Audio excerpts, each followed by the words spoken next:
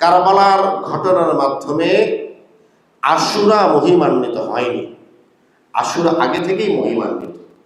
কারবালার ঘটনার মাধ্যমে আশুরার দিনে ঘটনা হওয়ায় হযরত হুসাইন রাদিয়াল্লাহু তাআলার মর্যাদা আল্লাহ তাআলা অনেক উঁচু করেছেন, কারণ এটা মহাসম্মানিত একটি দিন এবং এটা বিজয়ের একটি দিন। একথা ইমানের দাবি বলে নেওয়া ভালো।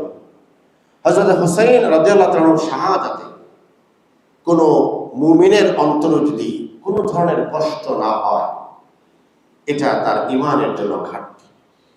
নিঃসন্দেহে আমাদের জন্য, আমার সন্তান এবং আমার পিতার মৃত্যুর চেয়েও হযরত হুসাইনের শাহাদাত আমার জন্য সবচেয়ে বড় শোকাবহ ঘটনা।